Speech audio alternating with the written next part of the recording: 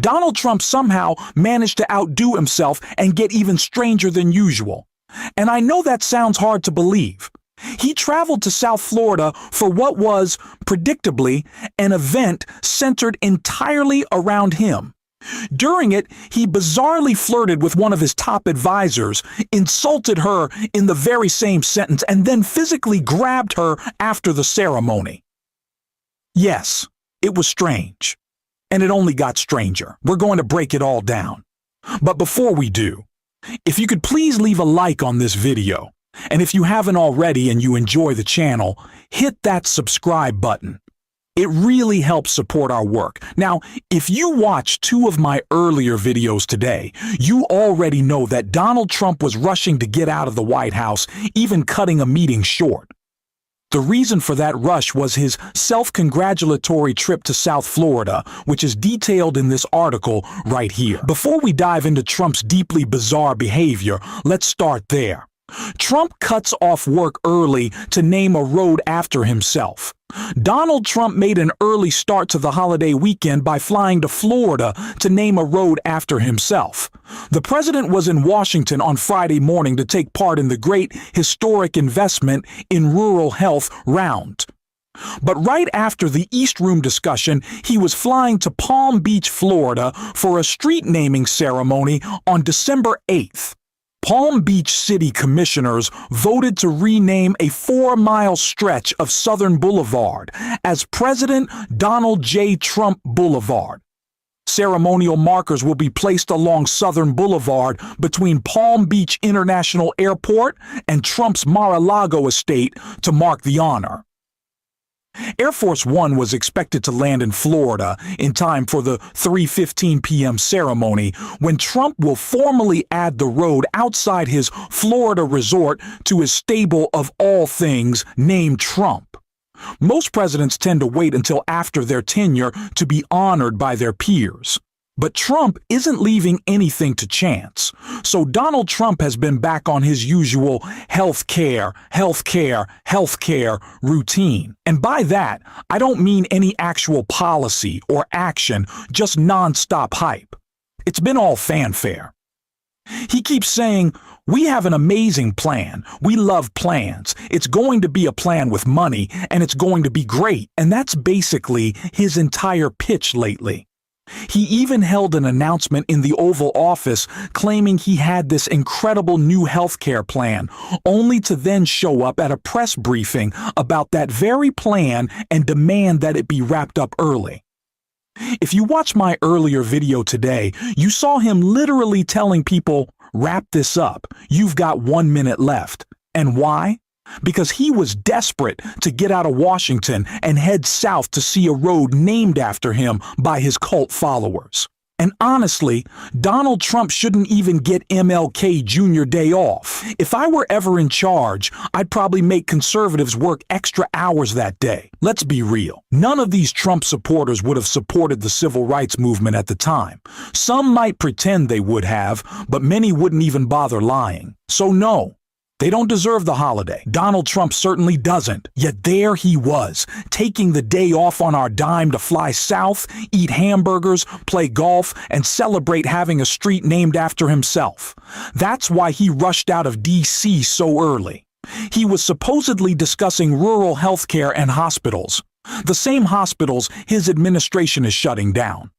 And he literally said, "All right, guys, let's wrap this up. I want to go do a press conference." A press conference where, of course, he ended up both flirting with and attacking a top aide. And it all began with Trump bragging once again about how successful he claims to be right now. Thank you, Brian. What a great guy. People love that guy. And another friend of mine and somebody, you talk about attorney generals, there's no better attorney general than this one. He better win this race because I think he's going to. I'm 407-0, and I gave him my strongest endorsement. And James Uthmeyer. So where is James? Thank you. Thank you. Thank you. Thank you very much. You're doing good. How are the polls doing? Pretty good? It's a blowout, but let's not say that. Let's say you're winning by one or losing by one. Doesn't make any difference. Get them out to vote, right? It was an honor to endorse you, and congratulations. Doing a great job.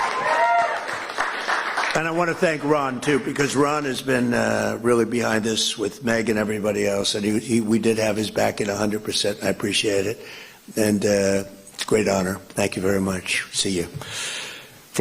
I honestly don't know which polls Donald Trump is looking at, because he has never been more unpopular than he is right now. And neither are the issues he claims define his presidency. Immigration and the economy were the two things Trump said won him the 2024 election. Yet today, both are dragging him down. ICE now has historically low approval ratings among Americans, especially after the killing of Renee Good, and Trump is sinking right along with it. The economy isn't helping him either. Prices, job confidence, and perceptions about where the economy is headed are all underwater. When everything looks this bad, Trump does what he always does. He lies. He started boasting about massive amounts of money supposedly coming in from his overseas trips, particularly from the Middle East, even though those claims don't hold up. What is real, though, is Trump's comfort with personal enrichment and corruption. And that's exactly why Laura Loomer took issue with it, leading to this bizarre moment where Trump both flirted with her and attacked her in the very same breath in the clip we're about to watch. Hi, Laura. Boy, you are something. What spirit you have. Laura Loomer, thank you, honey, for being here. Appreciate it. Geez, you know, she can be a little nasty, but to me, she's always nice. So that's all that matters. I want her to stay that way, too. But okay, that was weird. And she spends a lot of time with Laura Loomer. She's in and out of the White House in the Oval Office. Remember when she was traveling with him on the plane before and after the presidential debate? Remember that week where there was just like a lot of Laura Loomer? So, certainly a little bit of flirting. It was weird. But he was also trying to put her in check because he was like, well, I got all this money from Qatar and from the Middle East and they love me. And if you remember, Laura Loomer did not love when Donald Trump was talking about his new buddies, right-wing firebrand furious, as Trump admin gives Qatar tongue baths. So, yeah, Laura Loomer hasn't always been the biggest fan of Donald Trump and his relationship with the Contras, a relationship that now sees Donald Trump putting $500 million of oil money from the sale of Venezuelan oil into a Qatari bank account.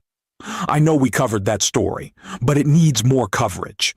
But yeah, maybe Trump was trying to smooth things over because he grabs Laura, as you can see in this clip right here.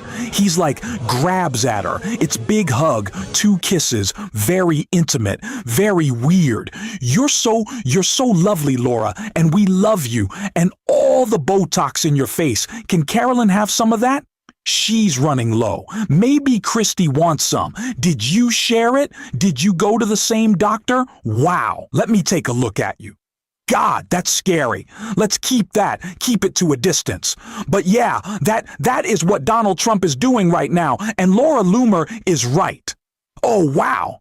That sounded weird to question the closeness of that relationship. Again, Donald Trump is selling Venezuelan oil and putting it in a bank account for himself in Qatar for no reason other than the fact that they will probably just give it to him or put it in his crypto coin. He talks about that he's scared of the assets being frozen or stolen. Why wouldn't you want them in a U.S. bank? But Donald Trump is pretty open about how happy he is that he's just outside the law at this point when it comes to Venezuela. Listen to him right here. We're dealing with the new president. We're dealing with a lot of the people that were running the country. And they had, our first thing is they said, we have 50 million barrels. Hard to believe, Eric. I said, is there such a thing as 50 million barrels? 50 million barrels of oil. And we have to get it processed immediately because we have no room. Will you take it? I said, we'll take it. I didn't have to consult with anybody on that. I didn't have to call up our great Attorney General. I said, we will take it. And it's the equivalent of $5.2 billion. That was the first day. And it's now traveling nicely to the United States. And we've... Donald Trump isn't just bragging anymore. He's openly admitting that the law doesn't matter to him. He dismisses legal authority, even brushing off Pam Bandy as irrelevant, which lines up with reports that she's ineffective behind the scenes. But this isn't new behavior. Trump has always shown a complete disregard for rules and accountability, and now he's saying it out loud. He believes he answers only to his own morality, which is exactly why he won't stop unless he's challenged. Some Republicans now claim an invasion of Greenland would be their red line, but the truth is that line should have been crossed already. Trump acts as if he exists above the law, and staying quiet hasn't helped. It hasn't made him more popular, no matter how much he tries to sell that lie. It works great. So because of that, we have more things happening than we've ever had, and I think you're going to see an explosion. You already see it, in all fairness, but this next year could be just an explosion of success. Donald Trump keeps promising an explosion of success, but nothing he points to will actually improve people's lives. Another year of tariffs in 2026 won't fix anything. Appointing a loyalist stooge to the Federal Reserve won't make the economy stronger. None of this helps. Conditions are getting worse across the board, and it's directly because of Donald Trump's policies. Democrats are finally starting to say that out loud.